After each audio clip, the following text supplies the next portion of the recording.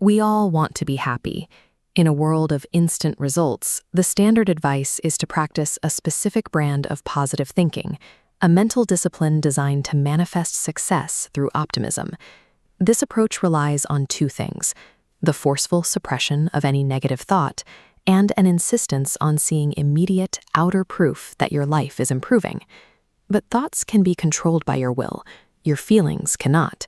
When you force yourself to think positive while still feeling angry or fearful, you don't actually eliminate the negativity.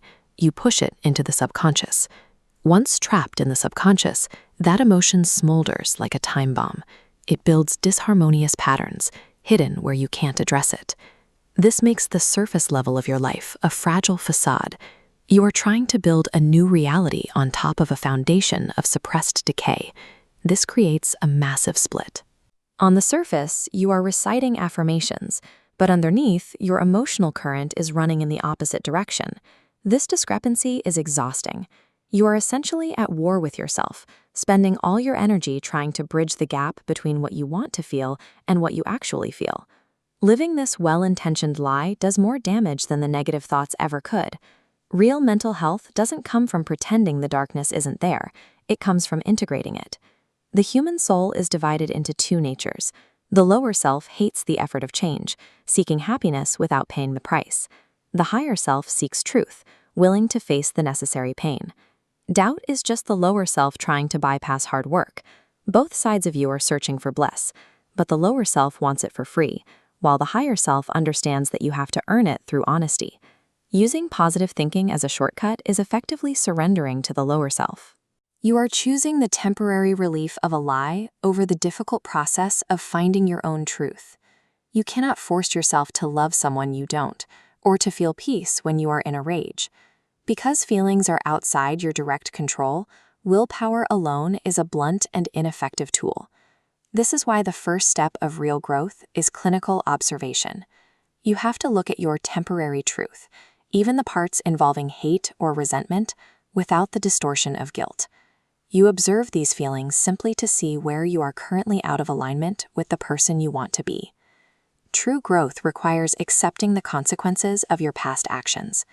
Instead of manifesting a way out of pain, you accept it as a natural result of breaking a spiritual law. This isn't a magic trick. It is a slow, organic process of honoring natural laws. You find the fault within yourself that caused the outer hardship, and you work to eliminate that root cause. The price of lasting peace is giving up the ego's obsession with its own sensitivity.